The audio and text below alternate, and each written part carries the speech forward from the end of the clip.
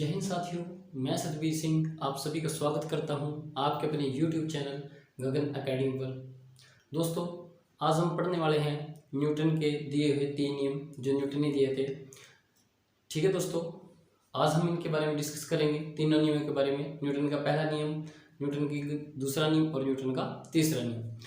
Newton एक महान वैज्ञानिक था दोस्तों, जिन्होंने ये जो न्यूटन के नियम थे, ये जो अपने नियम थे, उन्होंने ये एक पुस्तक लिखी थी उन्होंने 1687 में, जिसका 1687 सन में उन्होंने एक पुस्तक लिखी थी जिसका नाम था प्रिंसिपिया।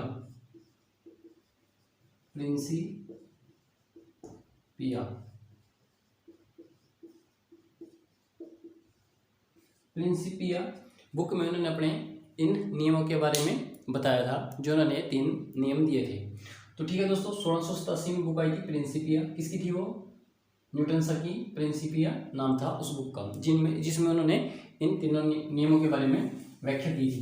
तो जो पहला नियम है दोस्तों, न्यूटन की गति का पहला नियम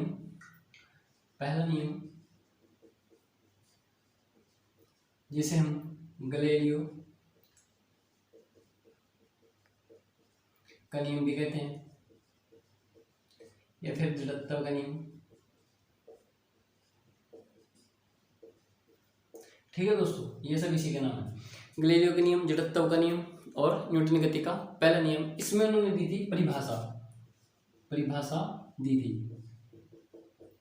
और दूसरे नियम में समीकरण दी थी। ऐसे जब दूसरा नियम पढ़ाऊंगा उसके बारे में बताऊंगा। ये क्या कहता था? गति के पहले नियम में उन्होंने परिभाषा दी थी।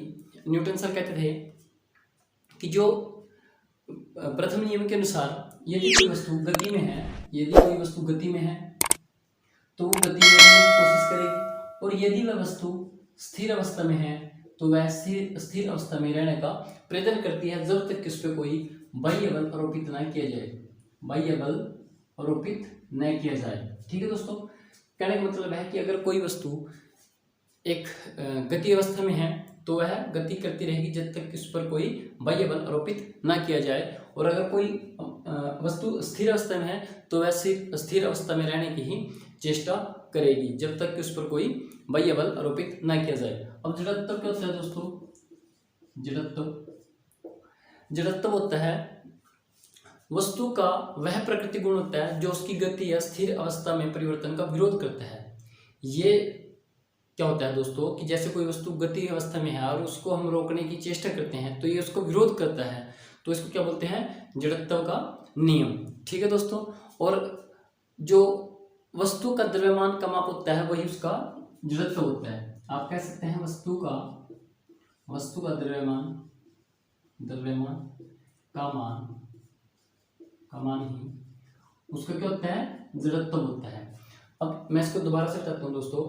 न्यूटन साहब ने एक बुक लिखी थी, 1687 की बात है, प्रिंसिपिया, जिसमें उन्होंने अपने 3 सिद्धांत दिए थे। पहला नियम क्या कहता था कि अगर कोई वस्तु गति अवस्था में है तो वह गति अवस्था में रहेगी, अगर वह स्थिर है तो वह स्थिर अवस्था में ही रहेगी। तो एक इसको बोलते हैं जड़त्व का नियम भी कहते हैं। जड़त्व का मतलब है कि यह वह गुण होता है जो गति या स्थिर अवस्था में, वस्तु की जो गति अवस्था है या स्थिर अवस्था में है, उसमें परिवर्तन का विरोध करता है। ठीक है, और उसके बाद है कि वस्तु का जो द्रव्यमान का माप होता है वही उसका इनर्शिया यानी कि जड़त्व होता है। अब आपने देखा होगा कि जैसे हम किसी बस में बैठे हैं और बस खड़ी है, रुकी हुई है, तो जैसे ही वो चलेगी हमें पीछे की ओर झटका लगता है। ऐसा क्यों होता है दोस्तों? क्योंकि हमारा जो नीचे का हिस्सा है वो जो बस है उसके फर्श के साथ अटैच होता है, जो हमारा बेल्ट से नीचे का हिस्सा होता है। ठीक है दोस्तों, और वो बस के चलने के साथ ही गति अवस्था में आ जाता है, जबकि हमारा जो ऊपर का हिस्सा होता है, जो धड़ हमारा ऊपर का होता है, वो विराम अवस्था में या रेस्ट की अवस्था में रहने की चेष्टा करता है, जिस कारण हमें धक्का लगता है पीछे की ओर। और आपने देखा भी होगा कि जैसे कोई बाइक पे आप चल रहे हो और सडनली आप ब्रेक लगाते हो तो आपका जो ऊपर का हिस्सा है बॉडी का वो आगे की ओर गिरता है। तो क्यों गिरता है दोस्तों? क्योंकि जब हम बाइक के साथ चल रहे हैं तो हमारा जो शरीर है वो गति अवस्था में है, और जैसे ही बाइक रुकी तो हमारा जो नीचे का हिस्सा है वो विराम अवस्था में आ जाएगा, जबकि ऊपर का जो हिस्सा है वो गति अवस्था में रहने की चेष्टा करता है। इसके और भी एग्जाम्पल है दोस्तों, जैसे आप लिख सकते हैं डंडे से धूल झाड़ना। अब एक्चुअल में होता क्या है दोस्तों कि जैसे ही हम कोई, जैसे कपड़ा है, कोई कंबल है, उसके ऊपर हम डंडा मारते हैं तो कंबल जो है वो अपनी उस जगह से, जो विरामावस्था थी उससे वहाँ से हट जाता है, वो गति अवस्था में आ जाता है। जबकि जो उसमें धूल कण होते हैं वो विरामावस्था में रहने का ही प्रयत्न करते हैं, जिसके कारण वो उससे झड़ जाते हैं। पेड़ से पत्तियों गिरना, पेड़ से पत्तियों गिरना, पत्तियों का गिरना। जब दोस्तों हवा चलती है या आप पेड़ को हिलाएंगे तो वह उस टाइम विरामावस्था में होता है और उसकी जो पत्तियां हैं वो भी विरामावस्था में होती है। बट जब आप उसकी टहनी पकड़कर हिलाओगे, पेड़ की टहनी हिलाओगे, तो क्या होता है कि जो पेड़ की टहनी है वो तो गति अवस्था में जाती है, बट जो उसकी पत्तियां हैं, जो पत्ते हैं या फल हैं, वो विरामावस्था में रहने का ही प्रयत्न करते हैं और जिसके कारण वो नीचे गिर जाते हैं। यह आपने देखा होगा कि आपने पढ़ा होगा 7th 8th की क्लास में कि आप एक गिलास लो, गिलास के ऊपर एक गत्ता रखो और गत्ते के ऊपर आप एक कोई सिक्का रखो। ठीक है दोस्तों, एक गिलास लेना है, गिलास के ऊपर आपने एक गत्ता रखना है, गत्ते के ऊपर एक सिक्का रखना है और आपने उस गत्ते को तेजी के साथ निकाल देना है। इसको ऐसे करके, ऐसे मार के, कुछ भी करके उसको आपने निकाल देना है और जो कॉइन है वो आपका गिलास में गिर जाएगा। ठीक है दोस्तों, अब ये जो पहला नियम है इसी का दिमाग लाया एक व्यक्ति था जिसका नाम था एलन मस्क। एलन मस्क नामक एक एलन मस्क नाम है इसका, एलन मस्क नाम का एक व्यक्ति है जिन्होंने ये दिमाग लगाया। इन्होंने क्या बनाया? इन्होंने बनाया है हाइपरलूप। ये ऐसे आप कह सकते हैं कि ट्रेन जैसा होता है, क्योंकि इन्होंने क्या किया, इन्होंने जो न्यूटन का पहला नियम है उसके अनुसार ही इन्होंने सोचा कि किसी भी वस्तु को रोकने के लिए अगर वो खुद रुकती है, जैसे हम साइकिल पे जा रहे हैं तो वो रुक जाती है। क्यों रुक जाती है? जबकि जड़त्व का या पहला नियम न्यूटन का कहता है कि जब कोई वस्तु गति में है तो वो गति में रहेगी और स्थिर अवस्था में है तो स्थिर अवस्था में ही रहेगी। परंतु समस्या ये है दोस्तों कि जब आप साइकिल पे जा रहे हैं तो आपको देखो, जो आपके सामने से हवाएं आ रही हैं वो भी आपकी स्पीड कम करेगी जब आप पैडल मारना बंद कर देते हैं।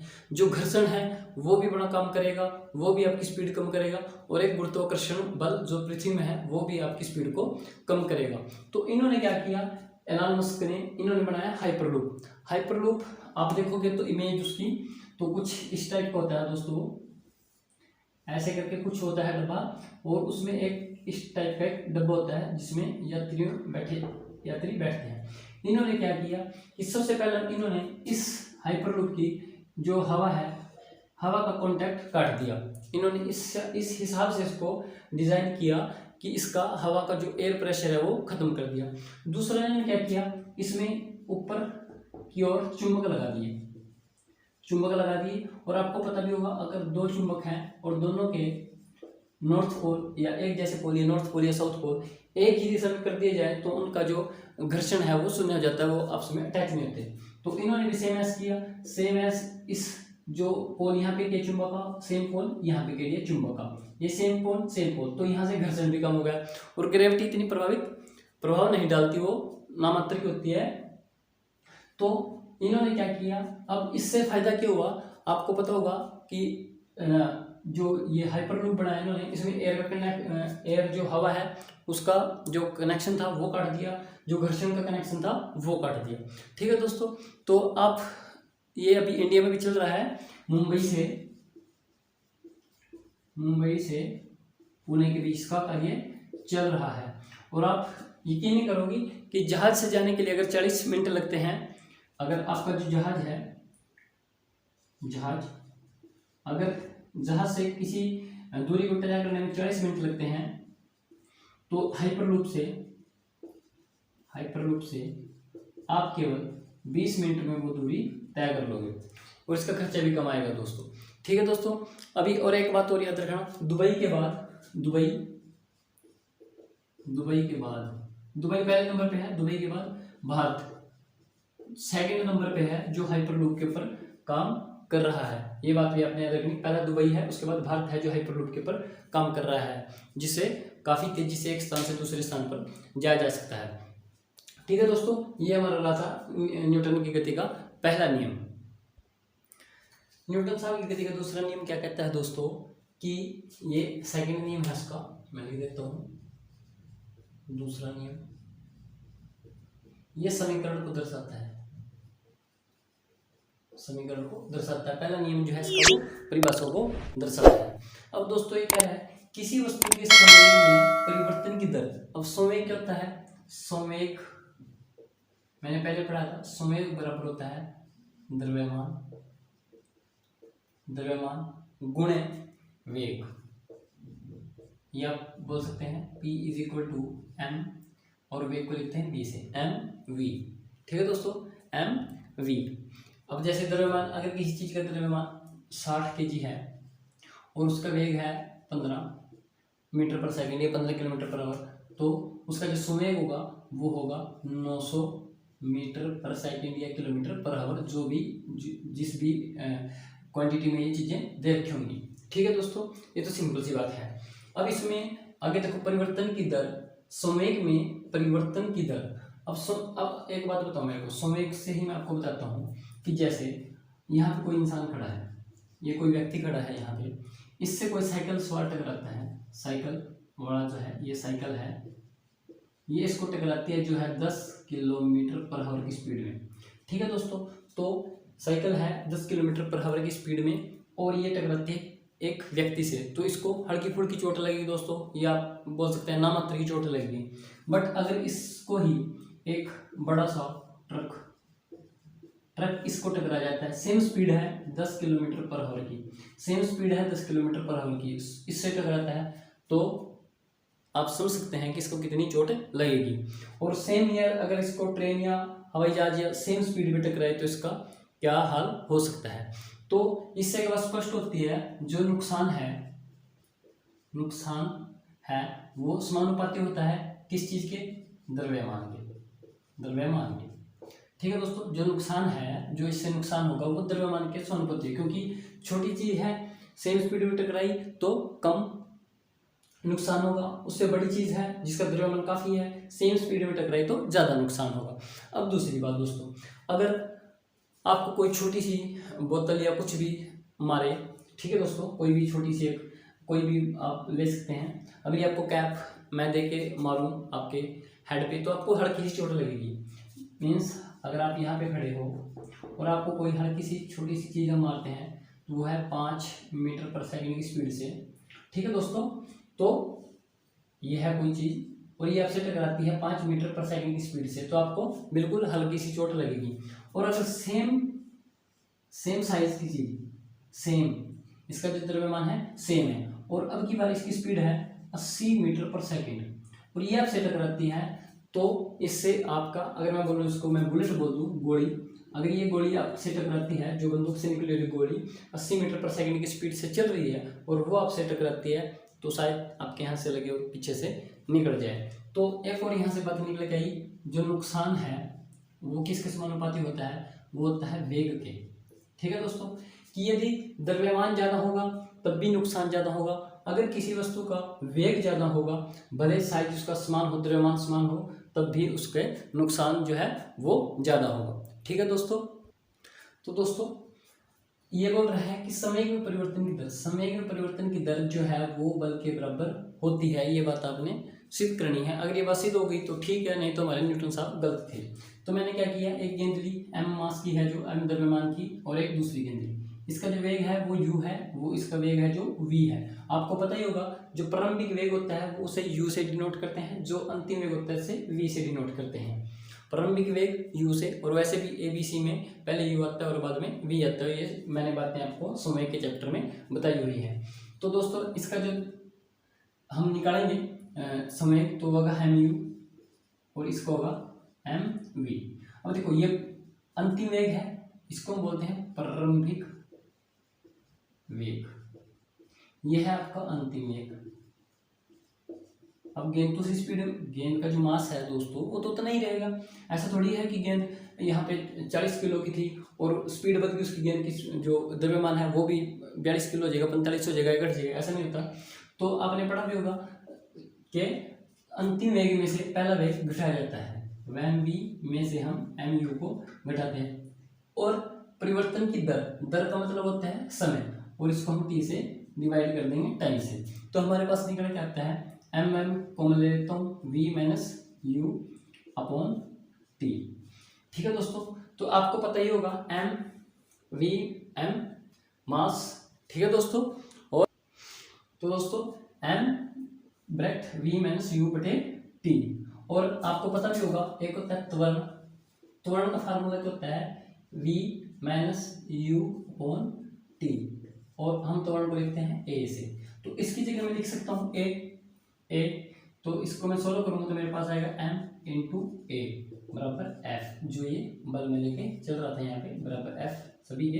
ठीक है दोस्तों, तो इससे सिद्ध होता है जो समय के परिवर्तन की दर है वो बल के बराबर होती है। हालांकि ये समीकरण आपके एग्जाम में नहीं आएगी, ये जस्ट समझाने के लिए थी आपको, ये एग्जाम में नहीं आता ऐसे कोई क्वेश्चन। अभी आपने देखा होगा दोस्तों, जैसे खिलाड़ी, मैं लिख देता हूँ खिलाड़ी द्वारा गेंद को पकड़ना, ये इसका एग्जाम्पल है दोस्तों।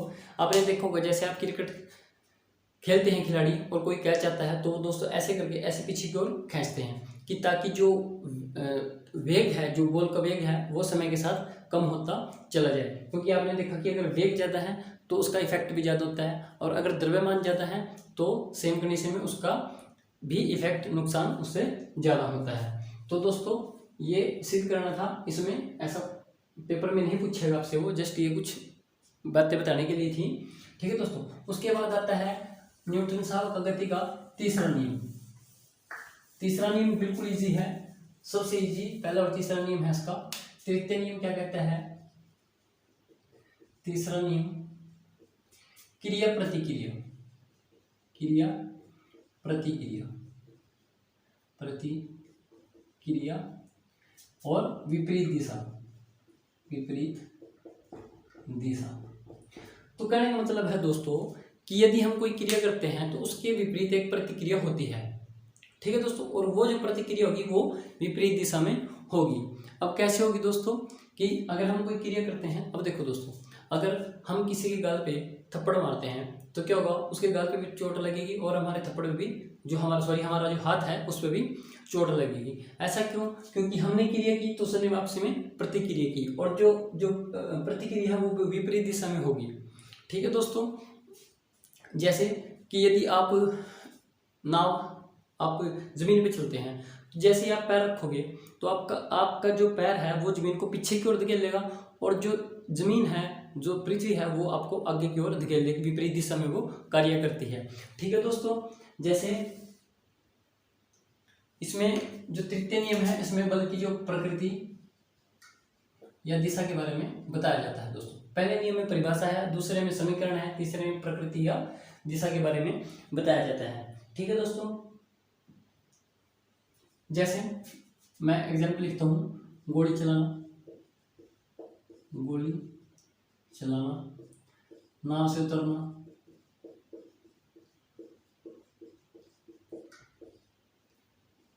पक्षी को उड़ना, हेलीकॉप्टर या जहाज का उड़ना। ठीक है दोस्तों, जहाज का उड़ना, हेलीकॉप्टर का उड़ना, पक्षी का उड़ना, या आप कह सकते हैं तैरना। ठीक है दोस्तों, अब यहाँ से आपके बिल्कुल क्लियर हो जाएगा। देखो दोस्तों, गोली चलाना, जब आप गोली चलाओगे तो आपके गोली जो आगे की ओर जाएगी, जो राइफल है जब उससे गोली निकलेगी तो वो पीछे की ओर झटका देती है। तो क्रिया के विपरीत एक प्रतिक्रिया होती है, एक्शन रिएक्शन इसको बोलते हैं दोस्तों। मैं लिख देता हूँ एक्शन रिएक्शन, एक्शन रिएक्शन। ठीक है दोस्तों, नाव से उतरो, जब आप दोस्तों नाव से उतरते हैं तो नाव से जब आप उतरोगे तो जब आप किनारे पे नदी के उतरोगे तो आप जैसे आगे की ओर जंप मारोगे तो नाव जो है वो पीछे की ओर जाएगी। तो ये भी न्यूटन साहब की गति का तीसरा नियम है कि गति जो क्रिया है उसके प्रतिक्रिया विपरीत होती है। पक्षी को उड़ना, जैसे दोस्तों पक्षी ऊपर उड़ेगा तो हवा नीचे जाएगी, उसके पंखों से हवा नीचे जाएगी और पक्षी जो है ऊपर की ओर जाएगा। सेम ऐसा कंसेप्ट लगता है जहाज में। जहाज में जो एयर हवा होती है वो पीछे की ओर छोड़ता है, जो हवा है, जो बाहरी वायुमंडल की हवा है वो उसको आगे की ओर धकेलती है। जब आप तैरते हैं तो आप ऐसे पानी को पीछे फेंकते हैं और पानी आपको आगे फेंकता है। ठीक है दोस्तों, तो ये प्रतिक्रिया का नियम है, न्यूटन साहब की गति का तीसरा नियम। तो आई होप ये सब बातें आपकी समझ में आई गई होंगी। पहले जो नियम था न्यूटन साहब का, जड़त्व का नियम बोलते हैं जिसे, उसमें उसकी परिभाषा दी गई है। दूसरा जो नियम है उसमें समीकरण दी गई है जो बल के बराबर सिद्ध करनी है। और जो न्यूटन साहब की गति का तीसरा नियम है उसमें उन्होंने बताया है कि क्रिया, हर एक क्रिया के विपरीत एक प्रतिक्रिया होती है। ठीक है दोस्तों, इसके सिर्फ आपने एग्जाम्पल पढ़ने हैं कि एग्जाम्पल से ही वो क्वेश्चन पूछता है, समीकरण बनाने का नहीं पूछेगा, पहला नियम क्या है कुछ नहीं पूछेगा। एग्जाम्पल देता है कि जैसे पेड़ से पत्तियों को गिरना, न्यूटन की गति का कौन सा नियम है, कंबल को झाड़ने से धूल अलग होना, न्यूटन की गति कौन सा नियम है, पंछी को पर उड़ना, न्यूटन की गति कौन सा नियम है, खिलाड़ी द्वारा गेंद को कैच करने में न्यूटन साहब का कौन सा नियम है। तो इससे ही बेसिक क्वेश्चन बनते हैं। और 1687 की इनकी एक बुक थी जिसका नाम था प्रिंसिपिया, ये बात भी आपने दोस्तों याद रखनी है। तो दोस्तों आई होप, आई विश ये सारी बातें आपके समझ में आ गई होंगी। तो आशा करता हूँ, प्लीज़ दोस्तों अगर आप हमारे चैनल पर पहली बार आए हैं तो चैनल को सब्सक्राइब करें, वीडियो को लाइक करें। और इसके साथ ही दोस्तों मैंने जियोग्राफी, जो इंडिया की जियोग्राफी है और वर्ल्ड की जियोग्राफी है और मैथ के टॉपिक भी सभी प्लेलिस्ट में डाल रखे हैं, तो प्लीज़ वहाँ जाकर उनको भी एक बार जरूर विजिट करना। और अगर इसमें कोई आपको कमी लगती है या कुछ अमेंडमेंट करने की आवश्यकता है तो प्लीज़ मुझे ज़रूर बताना। ठीक है दोस्तों, थैंक यू, जय हिंद दोस्तों।